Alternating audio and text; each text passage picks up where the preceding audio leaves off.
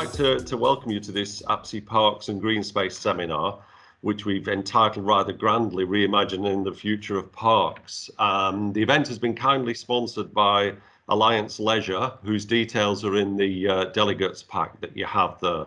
We have an excellent group of speakers for you this morning who will be looking at a wide variety of issues, which I think will be of real interest to those dealing with the problems we're facing, both with the current pandemic and how things might look in the future. As Wayne just mentioned, my name's Angela Hands, and I'm a programme manager in Public Health England's Healthy Places team, and our role is to look at the effect of the built and natural environment on health and well-being.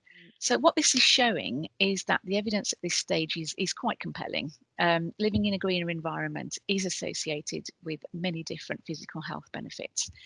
As we touched upon earlier, evidence indicates that socioeconomic related inequalities in health tend to be lower in greener communities. But in a nutshell, we think we need to rethink our local green and blue spaces as important assets for maintaining health and well-being in our local communities. On to our next speakers. We have two speakers, a presentation by Sarah Watts, who is the Chief Executive of Alliance Leisure, and David Harding, who is the Director of Theme 3.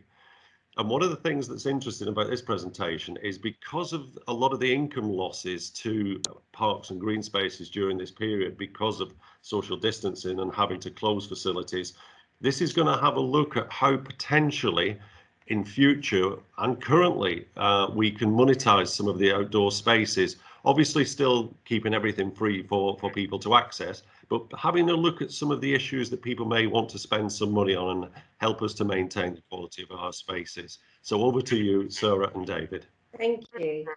Good morning, everybody. For those of you who know Alliance, traditionally, we've really focused on the built environment. So we're involved in building new leisure centres, refurbishing and remodelling out-of-date leisure centres to make the offer more relevant and more commercially viable. But in the last 2 or 3 years, we've been asked to look more at outdoor spaces and parks. And I think traditionally, they're normally viewed as a cost centre for public sector with, grounds maintenance requirements and general maintenance requirements. But actually, some of the developments we're looking at is how can we add some really accessible, amazing paid for leisure, which hopefully will then sustain and support the non-paid for element. Because I think everyone appreciates, coming out of COVID, local authority budgets are going to be even more constrained. So if we can actually create something that drives revenue back to the authority, I think overall it will protect green space moving forward.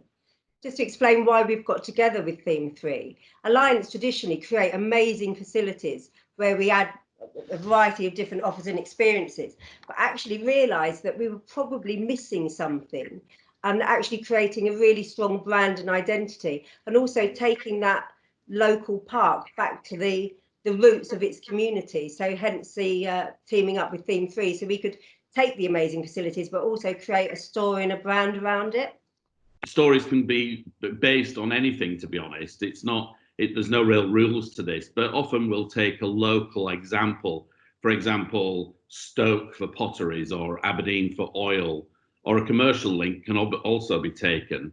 I'm going to show you a few that we've done in the past just to give you an idea now. We were asked to take a look at a project for Warwick Castle. We came up with a link to Horrible Histories, which is I'm sure you all know the background of that, and developed a fun walkthrough maze that has different historical zones based on the Horrible Histories books. What this did, it added fun to what could have just been a capital spend, but now we're able to charge extra onto the entrance fee for people to visit this maze. This was for Heaton Park in Manchester, and is an oversized cityscape based at young 2 to 4 year olds learning to ride on balance bikes. This concept gives a great feeling of loyalty to the city. It gives great attraction for visiting and a chance to charge to visit something that normally wouldn't be a chargeable facility. So we're the community woodland for Greater Manchester. Having a look at all of the tree stock across Greater Manchester and seeing the age of the tree stock, canopy cover, and some of the ecosystem services that were provided by that, so carbon sequestration and collection of different pollutants, just to provide the baseline for where we are in Greater Manchester. Great, thank you.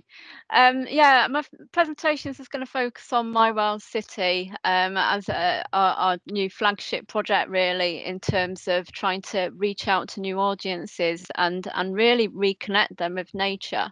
I think for me, this is one of the most important statistics that we got from our survey. 61% want to be part of a bigger movement to help Manchester's wildlife. The interactive map that we've got on our website is a great way of people being able to see the impact that we're having collectively. It instantly demonstrates what we're doing at scale, and it also highlights to us the areas where we might need to focus and do some more activity.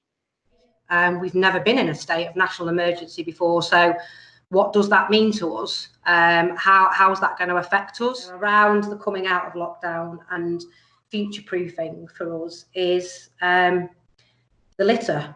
It was absolutely phenomenal. It's literally tons and tons of extra waste that have just appeared in our parks as people descended en masse to our beauty spots. We're all still suffering with it. You know, people are camping, barbecues, the increased fires that go along with that. And the challenges then for us, you know, go back to my last slide, third of our operational workforce down.